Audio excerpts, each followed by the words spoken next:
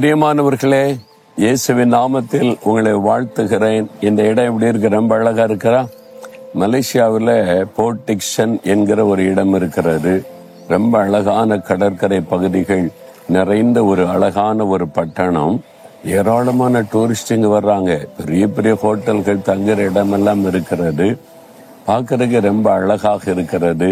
எங்க போனாலும் இந்த கடற்கரை ஒவ்வொரு பகுதியும் ஒவ்வொரு அழகாக இருக்கிறதை பார்க்க முடிகிறது. இந்த கடலை நீங்க பாத்தீங்கன்னா பார்த்துக்கிட்டே இருக்கலாம், அப்படிதானே?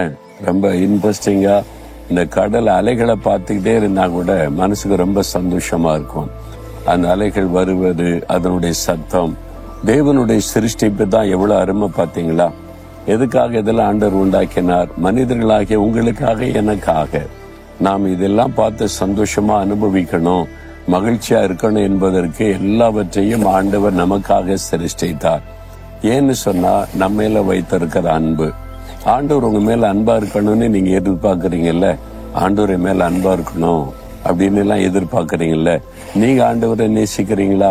நீங்க அவரிடத்துல அன்பா இருக்கீங்களா? இயேசு மேல உங்களுக்கு அன்பு இருக்குதா? என்னங்க அப்படி சொல்லிட்டீங்க? இயேசு மேல அன்பு இருக்கிறதுனால தானே தினம் வாக் வித் ஜீசஸ் பாக்குறேன், வசனத்தை நான் கேட்கிறேன் அப்படிலாம் சொல்றாரு. ஆண்டவர் வாக்கு தத்தெல்லாம் கொண்டு பேசுறாரு அப்படிலாம் சொல்றீங்கல்ல, உண்மைதான். அப்போ இயேசு உங்களை நேசிக்கிறது உண்மை, அதை புரிந்து கொள்றீங்க.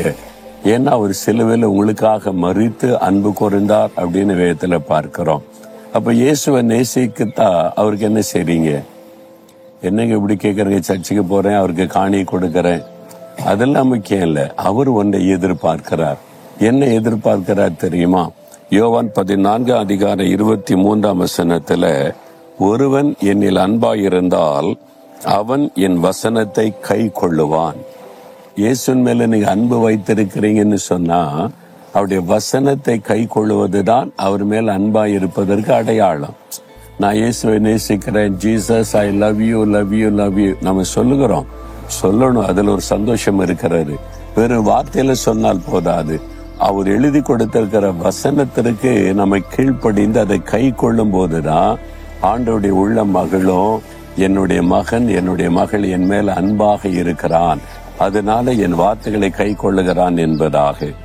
ஒரு சமயம் ஒரு தகப்பனார்ல பெரும்பாலும் சில தகப்பன்மார்கள் ரொம்ப பெருமையா சொல்லுவாங்கல்ல, என் மகனுக்கு என் மேல ரொம்ப அன்பு என்பதாக. அது எப்படி சொல்றீங்க?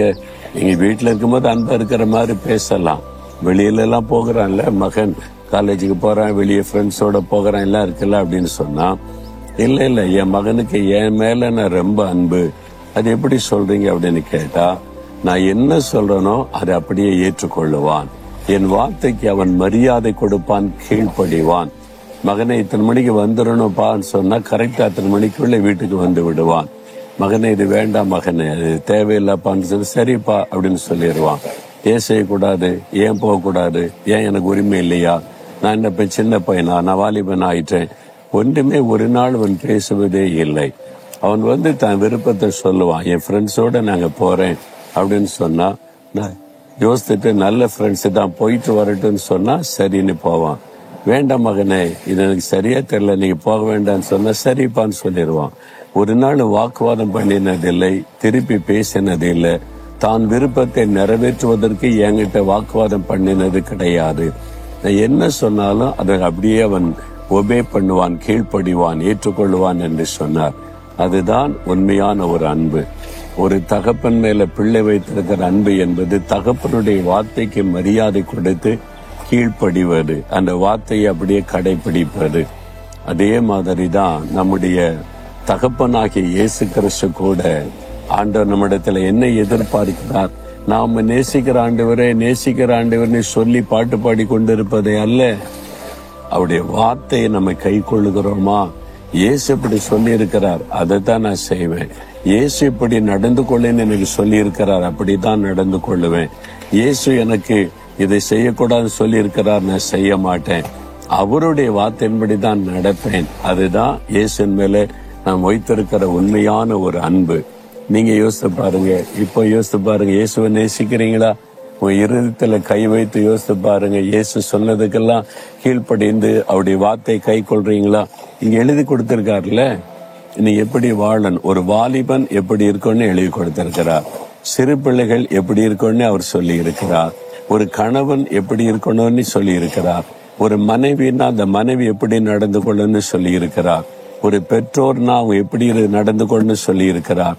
ஒரு ஊழியக்காரன்னா அந்த ஊழியக்காரன் எப்படி இருக்குன்னு சொல்லி இருக்கிறார். ஒரு அரசாங்க அதிகாரின்னா அந்த அதிகாரி எப்படி இருக்கணும்னு ஆண்டவர் சொல்லி இருக்கிறார்.